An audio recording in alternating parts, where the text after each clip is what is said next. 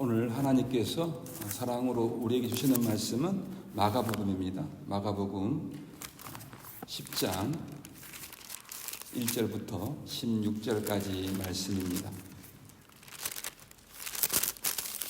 신약성경 마가복음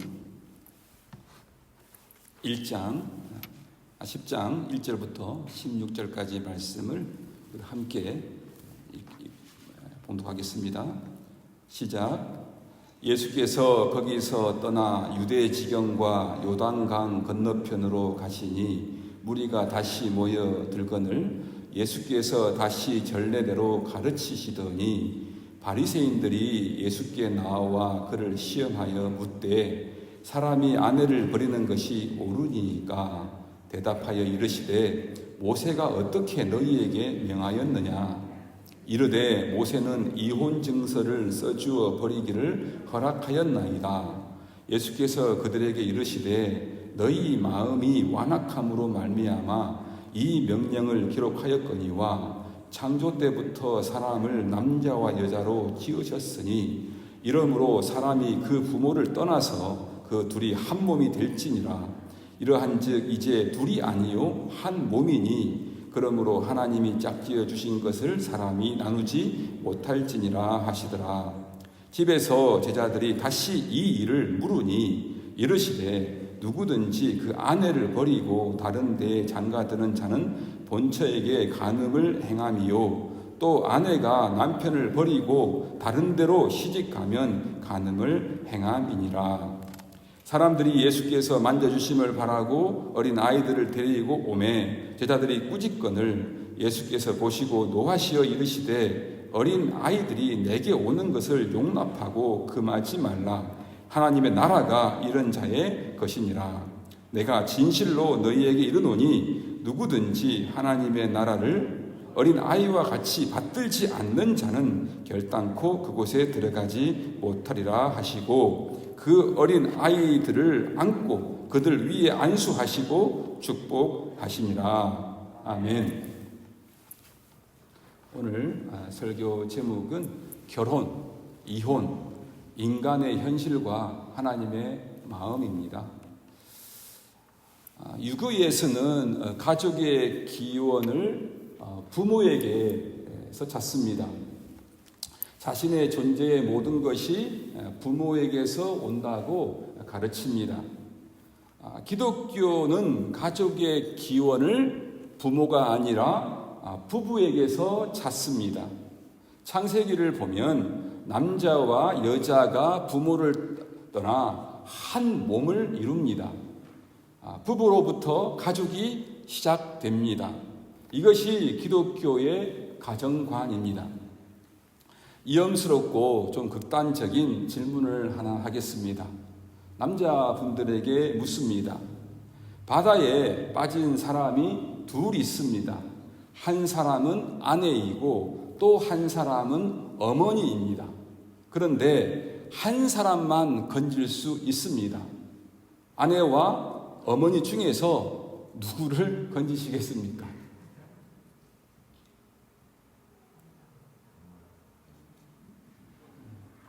최고 선생님, 누구를 먼저 건지시겠습니까? 예.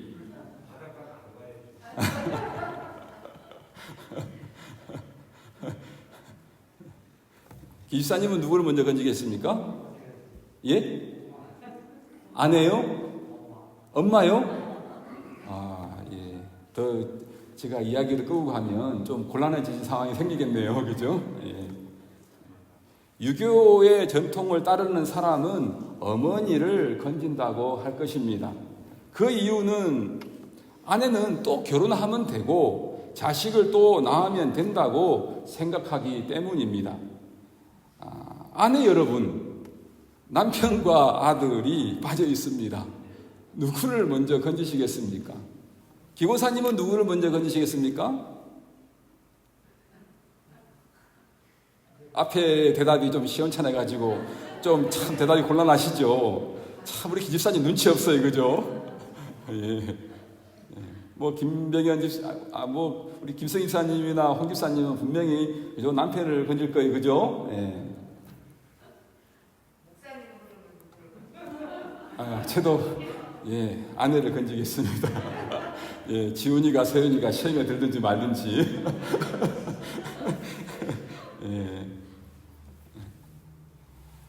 참 어려운 질문이죠. 옛날에 제가 교회 다닐 때 목사님들이 많이 했던 질문입니다. 자녀들에게 설문조사를 했습니다. 너에게 잘해주는 것이 좋으니 아니면 엄마 아빠가 사이가 좋은 것이 좋으니, 그렇게 자녀들에게 질문을 했더니 자녀들의 70% 80% 사이가 자신에게 좀 못해주어도 부모가 행복하게 지내는 것을 원했습니다. 자녀들은 부모의 관계가 행복하기를 더 원했습니다. 이 부분을 우리가 놓치지 말아야 합니다. 자녀들을 키울 때에 자녀들을 잘해주는 게 먼저가 아니라 부부간의 관계가 행복한 게 먼저라는 것, 그것이 가장 큰 자녀 교육이라는 거 꼭 잊지 마시기를 바랍니다. 실제 아이들이 그것을 원하고 있습니다. 예수님을 따르는데 가장 힘든 영역이 어떤 부분입니까? 가정과 돈 문제입니다. 사실은 그래서 이러한 이혼에 관련된 이야기들, 또 가정의 여러 가지 이야기들, 또 돈 이야기는 또 교회에서 설교하기가 참 곤란합니다. 저도 웬만하면 피하고 싶은데 지금 마가복음을 쭉 하다 보니까 디테일하게는 말씀을 못 드리고 원론적인 부분만 그렇게 말씀을 드리도록 하겠습니다. 그래서 오늘 하나님께서 우리에게 은혜를 주시고 참으로 이것이 우리에게 어떤 선한 쪽으로, 더 좋은 쪽으로 위로해주고 회복해 주시고 더 좋은 길로 인도해 주시는 그러한 귀한 말씀이 되시기를 바랍니다. 첫 번째, 예수님을 시험한 바리새인들이 있었습니다.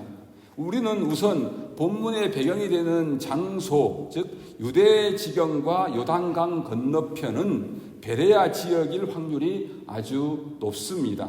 마가복음 다음 11장이죠. 11장과 연결성을 생각하면 예수님의 일행은 지금 예루살렘으로 행하고 있습니다. 이동 중에 있는 것 같습니다. 지금 이제 예수님의 마음에는 예루살렘에 올라가서 우리의 온 인류의 죄를 짊어지시고 죽으시기 위해서 올라가고 있는 마지막 예루살렘의 여정 가운데 있었던 것이죠. 어쨌든 예수님의 일행은 여기에서도 예수님을 찾아온 많은 청중을 만나야 했고 무리들을 가르치시느라고 바빴습니다. 그런데 이때 한 그룹의 바리새인들이 예수님을 찾아왔습니다. 이들은 예수님께 한 가지 질문을 했습니다. 마가는 이들의 질문이 일종의 시험, 테스트라고 말합니다.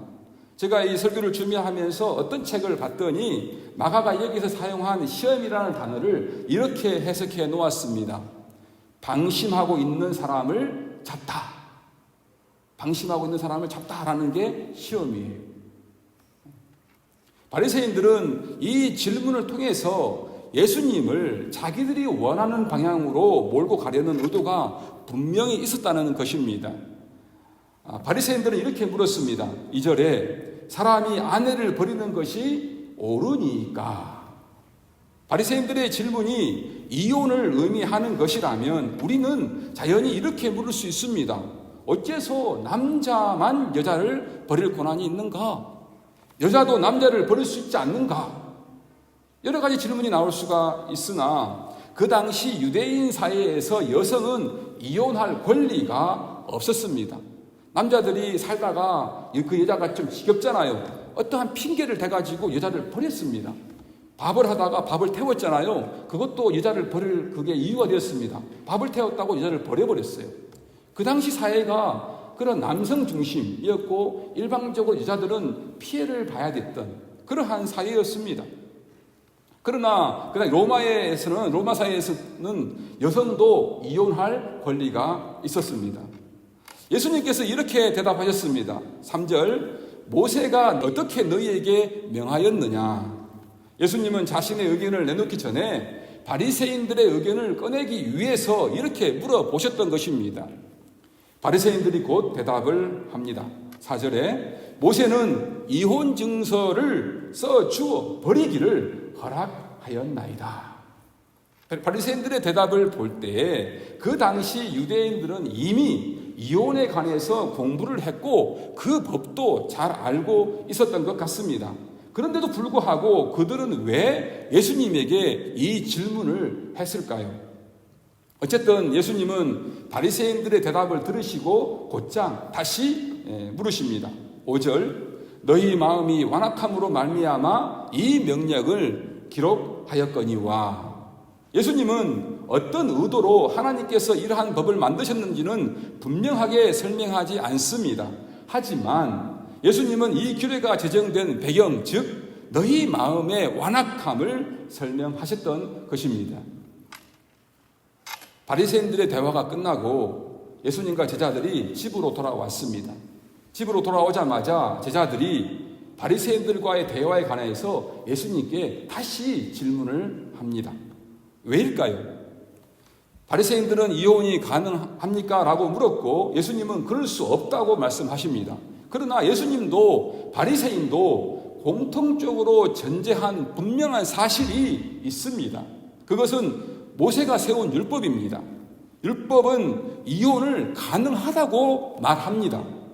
그러므로 법적으로 말한다면 이혼은 합법적인 것입니다. 이런 쉽다면 쉬운 일을 놓고 바리새인들은 왜 예수님께 질문을 했고 예수님은 유대인이라면 다 알고 있는 뻔한 대답을 했을까요? 바리새인들과 예수님의 대화에서 어떤 결론이 만들어졌습니까? 질문을 했는데 정확한 결론도 답도 없었습니다. 이런 결론 없는 대화가 있을 수가 있을까요? 그래서 제자들이 집에 와가지고 다시 예수님께 물었던 것입니다. 그런데 우리가 이 대화를 자세히 들여다보면 이렇게 엇박자 대화가 일어난 근본적인 이유가 따로 있음을 우리는 알 수 있습니다. 바리새인들의 질문은 따로 의도가 있었죠. 이혼에 관한 가르침을 배우려고 하기보다는 예수님을 시험하려고 드린 질문이었습니다.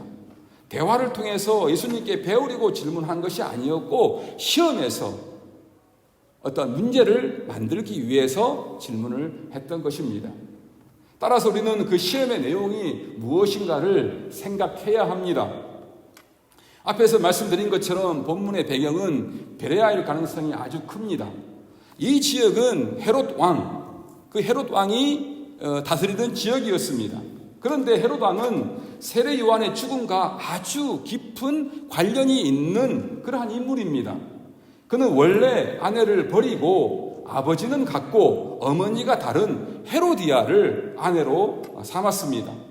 세례 요한은 이 사실을 지적하면서 헤롯 왕을 비판했습니다. 헤롯은 한편으로는 세례 요한을 존경하고 무서워했으므로 그의 비판을 싫어하면서도 감히 세례 요한을 해치지는 못했습니다. 하지만 헤롯 왕의 두 번째 아내가 된 헤로디아는 달랐습니다. 그의 딸 살로메를 헤롯의 생일날에 춤추게 했고 무슨 소원이든 들어주겠다는 헤롯의 말을 이용해서 세례 요한을 죽여버렸습니다. 목을 베어버렸습니다. 이런 배경을 우리가 안다면 헤롯 왕이 직접 다스리는 이 지역에 오신 예수님께 하필이면 이혼이라는 주제를 들고서 다가온 이유를 어느 정도 짐작할 수 있겠습니다. 교묘한 바리새인들은 이혼이라는 이런 매우 예민한 주제를 질문함으로써 예수님을 위험에 빠뜨리려고 했습니다. 예수님의 대답에 따라 왕이 예수님을 미워할 수 있고 또 왕에 대한 반란이 될 수 있고 그렇게 되면 예수님께서 죽을 수가 있기 때문입니다. 눈에 가시인 예수님을 없애기 위해서 바리새인들이 이혼이라는 예민한 주제를 꺼내든 것이었습니다. 예수님은 바리새인들의 이런 의도를 잘 알고 계셨던 것입니다. 그래서 두리뭉실하게 그렇게 대답을 그들 앞에서 했고 그러나 집에 돌아와서는 제자들에게 더 설명을 했던 것입니다. 두 번째, 결혼의 기원에 대해서 말씀드리겠습니다. 바리새인들이 예수님을 함정에 몰아 넣으려는 의도를 갖고서 질문을 했다 하더라도 이에 대한 예수님의 대답이 우리에게 들려주는 교훈은 아주 크고 무겁고 중요합니다. 예수님께서 말씀하십니다. 이 명령, 다시 말해 이혼에 관한 율법의 규례는 너희 마음의 완악함 때문에 생긴 것이다. 이 말씀을 근거로 우리가 생각해 보면 이혼 규정은 하나님이 원하셔서 생긴 것이 아니라는 뜻입니다.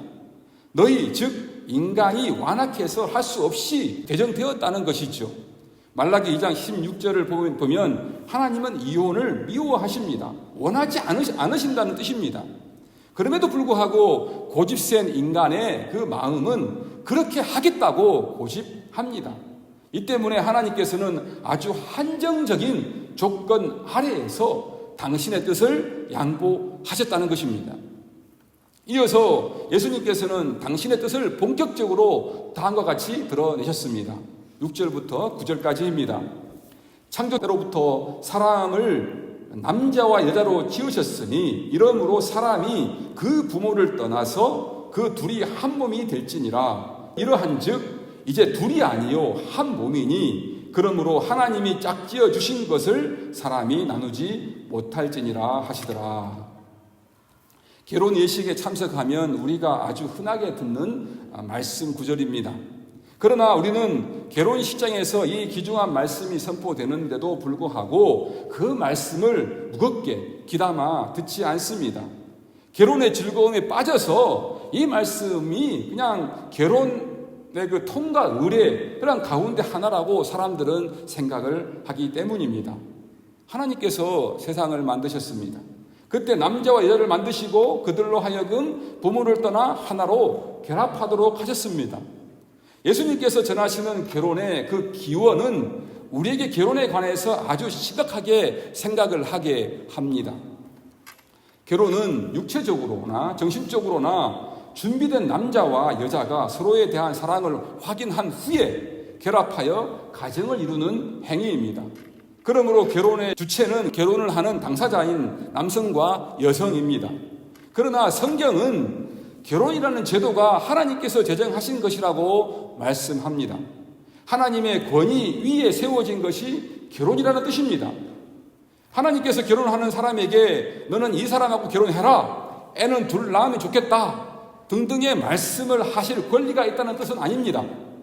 사랑과 책임을 전제로 하여 남자와 여자가 당사자가 결정하는 것이 결혼입니다만 그럼에도 불구하고 결혼이 하나님께서 당신의 권위로 직접 만드신 제도라는 이 성경의 주장은 하나님께서 이 결혼의 당사자들에게 이 결합에 관한 큰 무게를 부여하셨다는 뜻입니다. 하나님께서 결혼 당사자들에게 부여한 큰 무게는 무엇입니까? 9절입니다. 그러므로 하나님이 짝지어 주신 것을 사람이 나누지 못할지니라 하시더라. 이 엄청난 큰 무게를 부여하신 거예요. 결혼하는 것은 인간이 결정하는 일입니다. 결혼을 통해서 남자와 여자 두 사람이 결합합니다. 그런데 결혼은 하나님께서 만드신 제도입니다.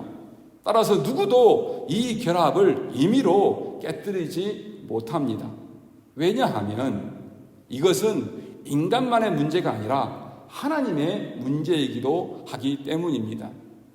그러므로 이것은 하나님께서 결혼이라는 제도를 통해서 우리 인간 가정 생활을 함께 하시며 간섭하시겠다는 선언입니다. 우리는 결혼이라는 하나님의 제도 안에서 합법적으로 하나님의 권위로 그것을 누리는 권리를 보장받습니다. 그래서 결혼은 하나님의 그 크신 은혜입니다. 은혜의 제도입니다. 그러므로 결혼은 하나님이 만드신 것이기 때문에 인생의 모든 관계 중에서 남편과 아내만큼 중요한 것도 남편과 아내의 관계만큼 이 세상에서 행복을 가져다 주는 것은 없습니다. 세 번째, 마지막으로 인간의 현실과 하나님의 마음입니다. 그 다음 우리가 생각해야 될 것은 이혼은 안 하는 것이 제일 좋은 것입니다. 그럼에도 왜 이혼을 율법으로 허용하셨을까 하는 것입니다.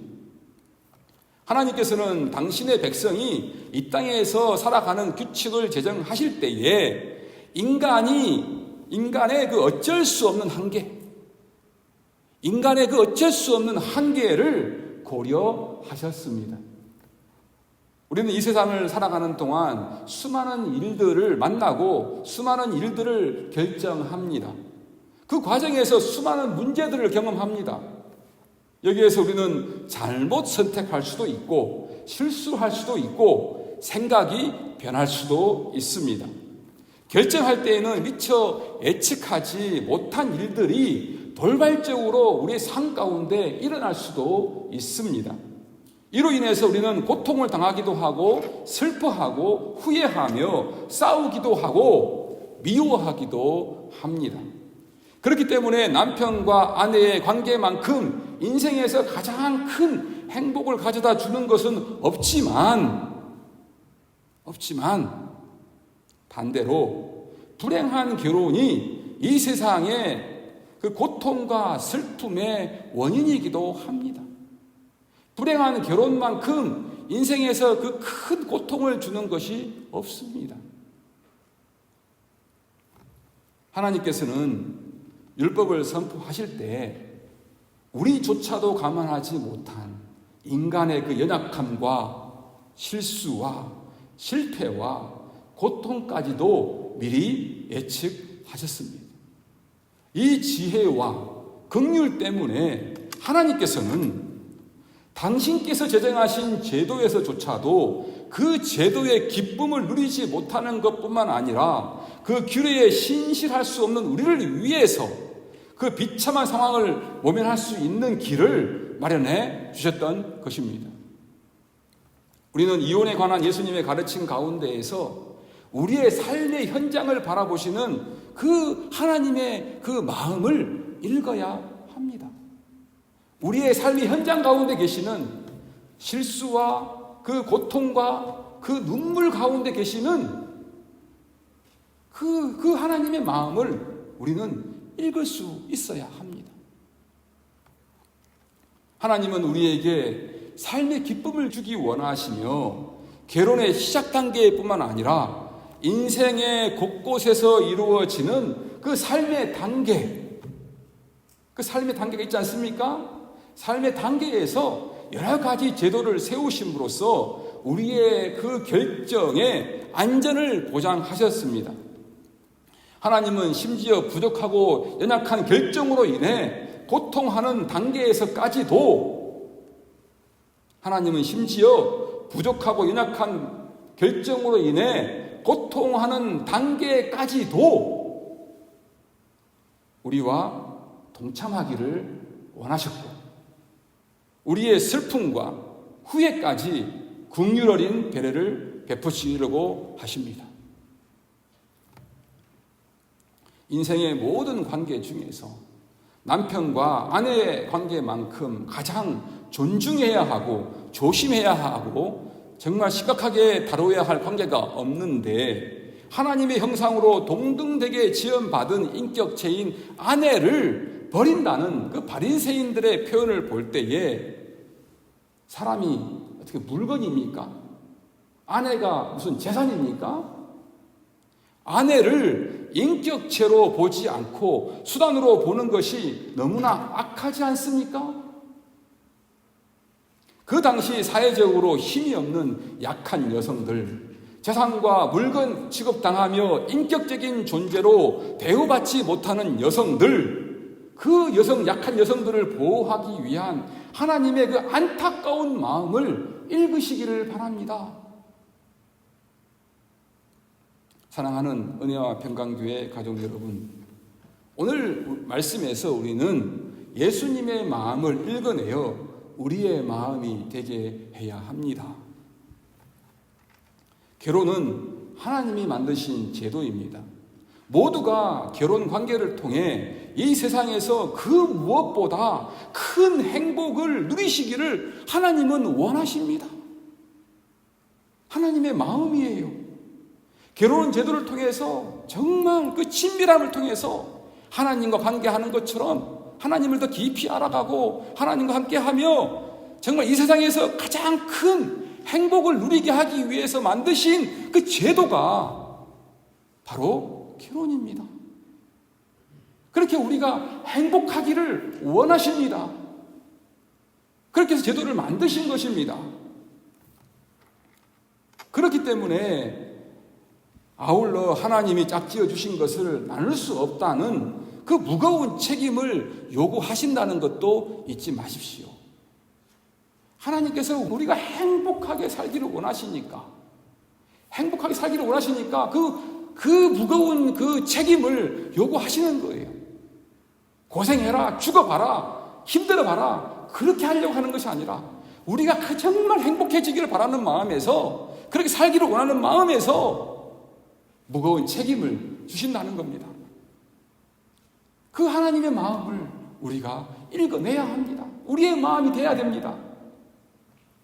뿐만 아니라 하나님은 심지어 부족하고 연약한 결정으로 인해 고통하는 단계까지도 우리와 함께 동참하기를 원하십니다.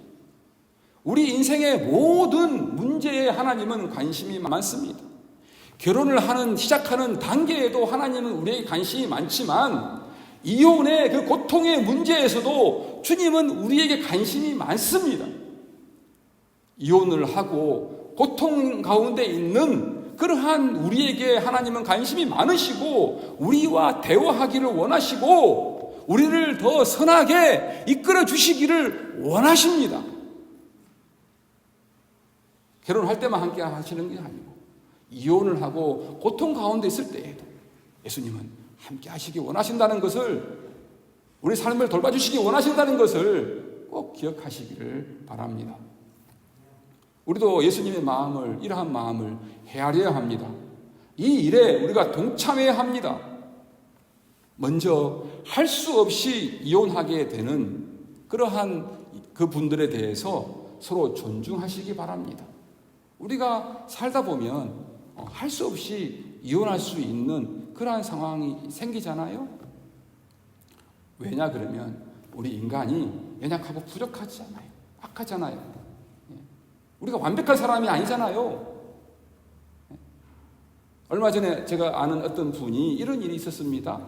자매님이 아기를 놓다가, 아기는 건강했는데 산모가 힘을 주다 보니까 여기 뇌에 피가 생겨가지고 수술을 하게 되었는데, 그 자매가 정상적인 삶을 살아갈 수 없는 엄마가 된 것입니다. 아내가 된 것입니다.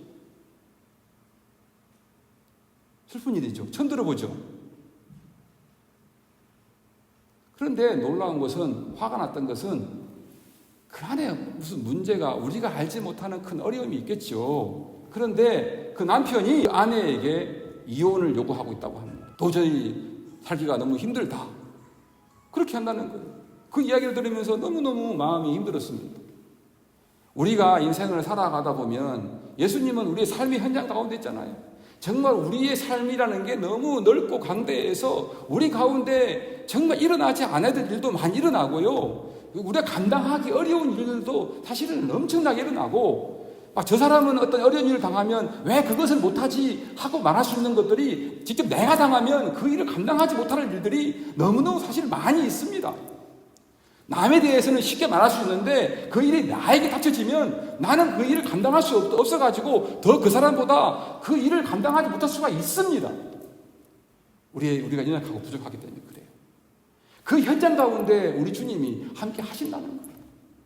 그래서 우리가 놓지 말아야 될 것은, 그렇게 함께 살다가 정말 할 수 없이 갈라설 수밖에 없는 그러한 사람들, 남편이나 아내에 대해서 존중할 줄 알아야 됩니다. 저 사람도 부족한 사람이고 나도 부족한 사람이고 우리가 이걸 감당할 수 없는 그런 상황이기 때문에 상대방을 존중해 줄 줄 알아야 됩니다. 그리고 뿐만 아니라 우리도 그 이혼하신 분들에 대해서 존중해야 합니다. 왜 그러냐 그러면 세상의 그 어떤 제도, 결혼이라는 제도도 하나님의 형상으로 지음받은 그 인간의 존엄성, 그것보다 높은 것은 없습니다. 이 세상의 그 어떤 제도라도 하나님께서 하나님의 형상으로 지음받은 그 인간을 높이는 그 마음, 그 위치보다 높은 제도는 이 세상에 없습니다. 그래서 우리는 그 어떤 그 제도보다 위에 있는 인간에 대한 존엄성, 하나님의 형상으로 지음받은 사람들이잖아요. 그래서 우리는 이혼을 하신 분들에 대해서도 존중할 줄 알아야 합니다. 아래의 말씀과 이렇게 연결해서 보면 특별히 하나님 나라는 약한 자들을 잘 돌보는 나라예요. 힘없고 약한 여자들을 잘 돌봐야 되고요. 어린 아이들을 잘 돌봐야 됩니다. 부모의 이혼 때문에 약한 어린 자녀들이 상처를 받지 않도록 이혼한 부모님들을 존중해야 합니다. 자녀들은 상처를 받지 않습니까? 그렇기 때문에 우리가 그 자녀들을 배려하고 자녀들을 보살피고 자녀들이 상처받지 않게 하기 위해서 그러한 가족들을 더 존중하고 더 귀하게 더 돌봐드려야 하는 것입니다. 존중해야 합니다. 이 마음이, 두 가지 마음이 우리에게 같이 있어야 합니다.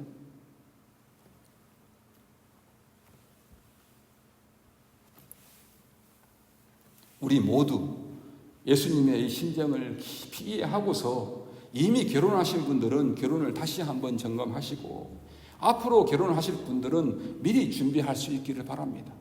우리 어린 형제 자매님 여러분들도 결혼은 아주 중요한 거예요. 가정의 시작이 부부잖아요. 부부가 된다는 것은 가정을 시작하는 거예요. 그만큼 중요한 거예요. 하나님과 함께하는 약속이에요. 정말 신중하게 결혼을 해야 합니다. 그리고 우리가 살다가 많은 어려움이 생겨서 그러한 문제를 당하고 있는 분들, 우리가 살다가 어떤 배우자와 헤어지고 나서 살아갈 때 그때 가장 인생의 큰 고비 아니던가요? 그것처럼 어려운 게 있습니까? 혼자 살아간다는 거 힘이 듭니다.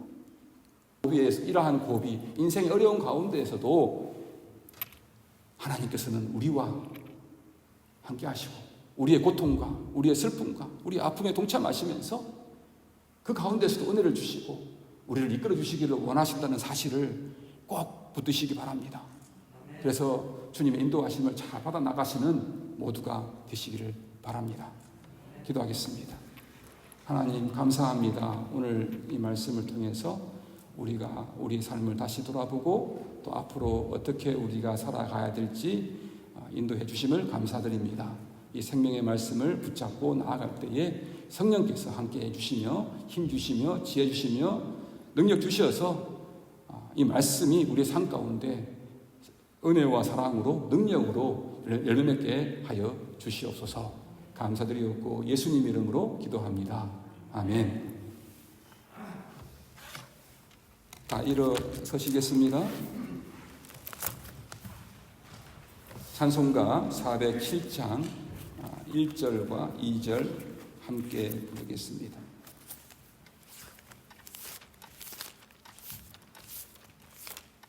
(407장입니다)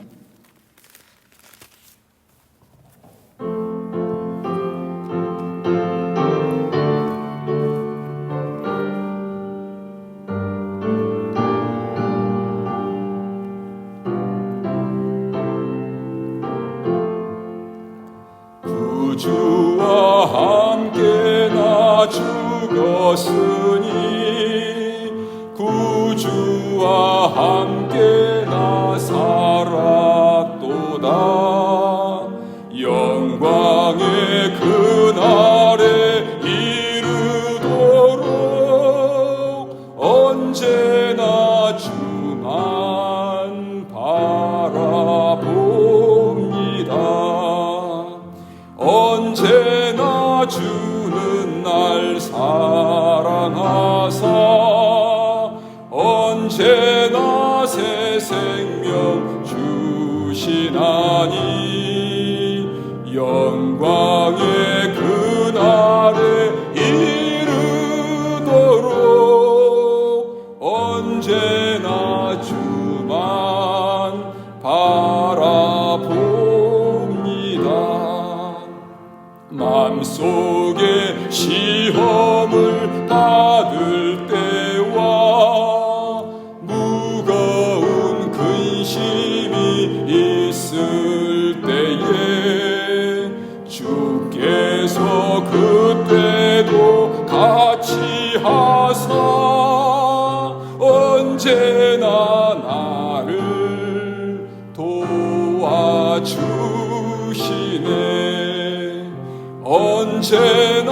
주는 날 사랑하사 언제나 새 생명 주시나니 영광의 그날에 이르도록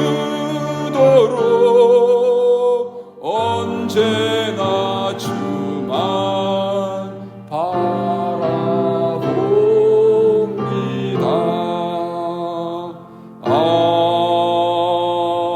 아멘. 이 시간 오늘 하나님께서 주신 좀 사랑으로 주신 말씀을 묵상하시면서 성령께서 결단하게 하시는 부분들 시간 기도하시면서 결단하시기 바랍니다. 기도하겠습니다.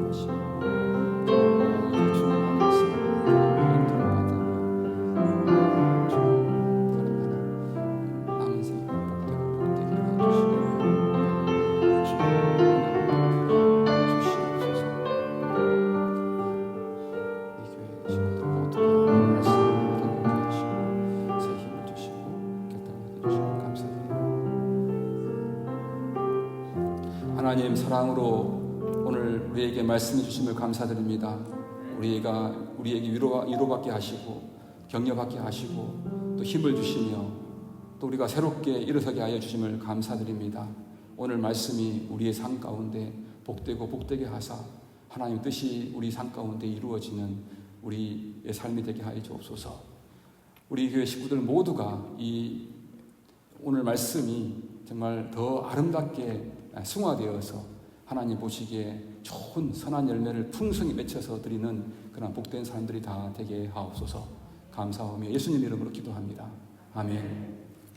잠깐 섬김에 제가 우리 해나 자매님을 위해서 기도해 주고 싶습니다. 우리 해나 자매님이 이제 오늘 우리가 마지막 예배 드렸는데요. 가서 신앙생활 잘 하라고 한번 격려로 박수하겠습니다. 해나가 여기 와가지고 이렇게 키가 쑥 컸습니다. 더 예뻐지고 여기 와서 찬양할 때 너무 좋았는데 그죠? 예, 그 가서도 그 하나님 인도하시는 교회 잘 만나고 그곳에서 하나님 말씀과 하나님 사랑으로 또 믿음의 형제자매들과 함께 주의 몸된 교회를 이루고 또 그 지역에서 학교에서 또 만나는 사람들마다 하나님이 얼마나 좋으신 분인지 선하신 분인지 증거하며 하나님께 영광 돌리는 그러한 복된 삶을 사시기를 바랍니다. 늘 우리 하나님께서 우리 해나 자매와 함께 하시기를 바랍니다. 네, 잠깐 기도하겠습니다. 하나님 감사합니다. 하나님께서 1년 전에 우리 교회에 참 귀엽고 예쁜 해나 자매를 보내주시고 우리에게 가족으로 묶어주시고 또 해나 자매를 통해서 그 참 귀여운 웃음과 참으로 친절한 인사와 따뜻한 마음을 통해서 하나님의 사랑을 많이 받고 누리게 해주신 것을 감사드립니다. 그리고 함께 찬양하며 함께 예배하며 함께 섬기며 주의 일에 함께 우리가 애쓰고 힘쓰게 한 동역자가 되게 해주셨던 것을 감사드립니다. 하나님의 뜻과 계획 아래에서 우리 해나 자매가 부모님을 따라서 이제 버지니아로 옮기게 됩니다. 그것도 하나님께서 함께 해주시며 우리 해나 자매님과 가정 위에 하나님께서 늘 축복해 주시기를 원합니다. 새로 들어가는 집이 정이 들게 하시고 또 새로 들어가는 학교도 마음에 들게 하시고 선생님들과 친구들과 함께 참 마음을 나누며 삶을 나누며 기쁨이 가득한 학교 생활이 되게 하여 주시옵소서. 그래서 학교 생활을 통해서 또 좋은 친구들도 많이 만나게 하시고 또 선생님들 많이 만나게 해주셔서 참으로 우리 해나 자매를 통해서 그들이 복받게 하시고 또 많은 사람들이 또 해나에게 또 많은 복을 나눌 수 있는 그런 복된 삶으로 하나님 함께 해주시기를 원합니다. 특별히 또 가정을 축복해 주셔서 또 가정에 여러 가지 어려움이 있을 때에 그 해나의 그 맑은 미소와 그 귀여운 웃음이 또 엄마 아빠와 오빠들의 그 긴장을 풀어주고 여유를 주게 하고 또 해나의 따뜻한 그 음성이 마음이 가정을 더욱더 화목하게 하고 그러한 참 귀하게 쓰임받는 가정의 일원이 되게 하여 주시옵소서. 늘 코로나 19의 어려운 가운데 건강을 지켜주시고 모든 하는 일이 주님 안에서 복되게 해주셔서 특별히 우리 해나 자매님을 통해서 하나님이 얼마나 좋으신 분인지 선하신 분인지 주변 사람들에게 많이 증거할 수 있게 해 주옵소서. 또 혼자도 증거하지만 또 교회에 가서 하나님 말씀을 배우고 성장하고 같은 믿음의 형제 자매들과 또 어른들과 함께 하나의 아름다운 교회 가족을 이루고 한 몸 사랑의 공동체가 되어서 지역사회에 하나님의 은혜와 사랑을 하나님 나라를 증거하며 참으로 복되게 살아가는 하나님께 칭찬받는 그러한 삶으로 하나님께서 저 축복하시며 인도하여 주시고 사용하여 주시옵소서. 지난 1년간 우리 해나를 우리와 함께 묶어주시고 함께 믿음의 가족으로 신앙생활하게 해주신 것을 감사드리옵고 또 앞으로 우리가 몸은 떠져 있지만 서로 기도로 성령으로 교통하며 서로 계속해서 하나님 나라에 함께 협력하며 일을 행할 수 있도록 해주시기를 간절히 바라고 원하오며 예수님 이름으로 기도합니다. 아멘. 축도하겠습니다. 이제는 우리 구주 예수 그리스도의 은혜와 하나님 아버지의 크고 놀라우신 사랑하심과 성령님의 인도위로 교통 역사하심이 오늘 예배에 나와 하나님 말씀을 듣고 자신을 돌아보고 하나님께 감사하고 새롭게 일어나 하나님을 따르며 섬기기로 결단하는 우리 은혜와 평강교회 모든 식구들 위해 또 동부로 이사가는 파송하는 우리 해나의 삶 위에 이제부터 영원토록 함께 있을지어다. 아멘.